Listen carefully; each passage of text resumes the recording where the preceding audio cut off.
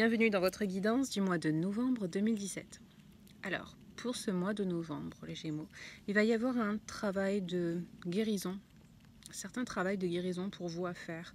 J'ai l'impression que pour la plupart d'entre vous, c'est un travail que vous devez faire pour vous-même, bien que cette carte du guérisseur sorte aussi pour ceux qui ont la capacité de guérir les autres. Dans les focus, elle est, j'allais dire mixée, elle est aux côtés de ces deux cartes, Amour et Lumière, Ouverture du cœur, et les cristaux qui sont évidemment un élément pour catalyser la guérison de quelque chose. Ou en tout cas pour catalyser d'une manière générale une intention. Mais on s'en sert surtout pour les soins. Ceux qui s'en servent sauront très bien de quoi je parle. Mais voilà, pour moi, il y a vraiment une grosse... on insiste beaucoup sur la guérison. Et donc l'ouverture de cœur. Pourquoi ? Apparemment, il y a quelque chose à guérir du passé parce que vous allez aller de l'avant. Ici, on nous parle... même un peu plus loin, dans plusieurs cartes, on nous parle de nouveaux projets, de faire des nouveaux projets, voyager si vous le pouvez, si on vous le propose. On nous dit de faire des projets sur le long terme. Hein, celle-là nous parle de ça. Celle-là aussi, d'ailleurs.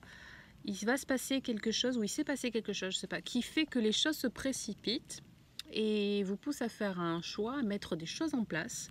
Ici, c'est ça dont il est question. Et là, c'est cette fameuse étoile sur laquelle vous pouvez faire un vœu. Ouais. Et la condition sine qua non pour que tout se passe bien, c'est vraiment de croire en vous-même et de croire en l'univers, de croire que les choses peuvent bien se passer quoi qu'il arrive. Et vous savez... Je le dis tout le temps, je prêche, j'ai l'impression de prêcher quand je fais ce tirage. Je pense vraiment ce que je dis, mais ça ne veut pas dire que j'arrive à le pratiquer tout le temps, tous les jours, dans toutes les situations. C'est hyper dur à vrai dire. Je suis mise au défi tous les jours dans ce voyage, parce que tous les jours je sors de... Il y a des événements qui font que je suis obligée de sortir de ma zone de confort. Quand j'ai cité ce voyage, je veux dire, je sais pas si pour ceux qui me suivent, ils savent de quoi je parle. J'ai entrepris avec mon conjoint un road trip, donc un voyage en voiture, en 4x4, avec une tente sur le toit, tout ça, en Europe.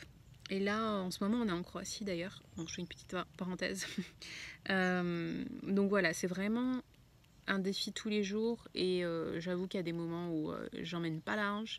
C'est pour ça que ça me fait penser quand je vous dis ça, quand je vous donne ces conseils, je le pense mais je me le dis pour vous, mais je me le dis aussi pour moi, que c'est vraiment un rappel pour moi-même aussi.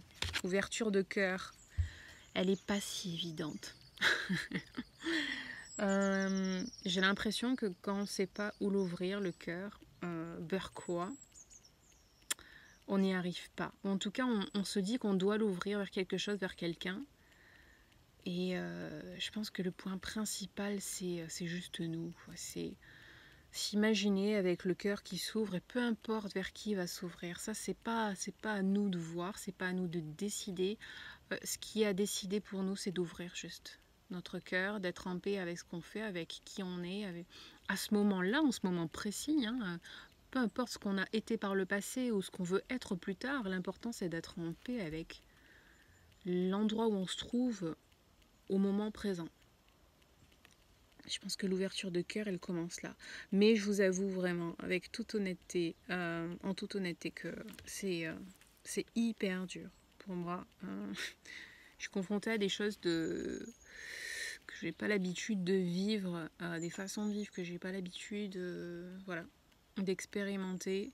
Et c'est un peu perturbant parce que je suis un peu dans le rejet de moi-même, du coup, me dire merde, je devrais pas être comme ça, je devrais être plus cool.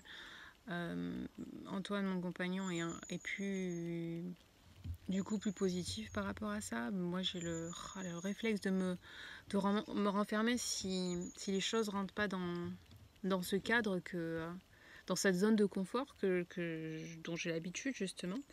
Et voilà, donc bon, je vous en dirai un peu plus sur ces défis. Mais voilà, pour vous, faites preuve de patience, faites des projets sur le long terme. C'est vraiment le moment en novembre. Pour vous les Gémeaux, voilà, j'espère que j'ai pas trop déblatéré sur mon cas.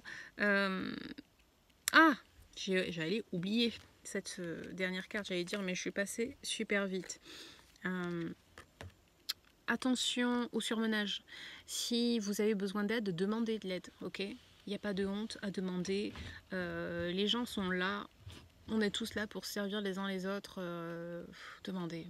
Même si on vous refuse, tant pis, bah, vous demandez à quelqu'un d'autre. Mais montrez que vous êtes ouvert en tout cas à l'aide. Parce que sinon, bah, ça fait de vous quelqu'un qui est complètement sur les genoux et à bout de force. Et c'est là, je pense, qu'on se replie sur soi-même aussi et qu'on manque d'ouverture de cœur. Donc, pensez à demander de l'aide. Et puis...